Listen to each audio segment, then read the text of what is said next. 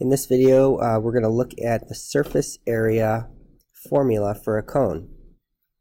So we're going to start with our cone here, and one thing I want to point out is that the cone has a height and it has a radius. That's this distance from here to here, from the center of the base.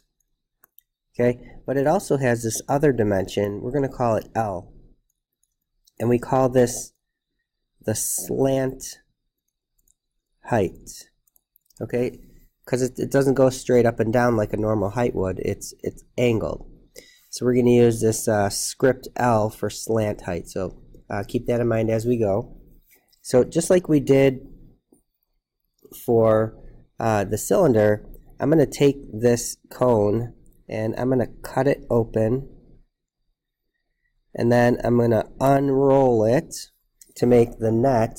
So the base is easy again because that's just going to be a circle. So I've got a circle here with a radius of r, so that matches with over here. But now when I unwrap that cone, what it actually looks like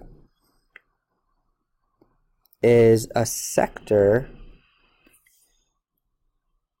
of a circle. So when I unroll the sides of a cone like that, it's going to look like a part of a circle. So I could draw the rest of the circle around here if I wanted to. And this side here, this actually is the slant height. Okay, so this sector would be part of a big circle that would have a radius of L. But on our cone, that L is our slant height. So this is going to be our base, and then this is going to be our lateral surface. Alright, so again, this is the net. This is what it would look like if I opened up our cone.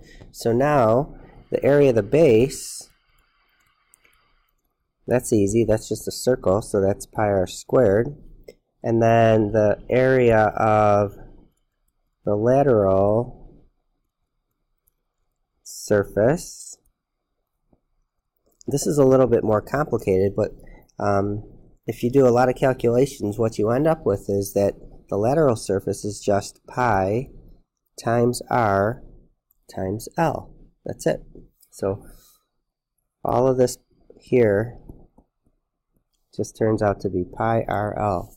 So now the surface area of the cone, we just add up the individual surfaces.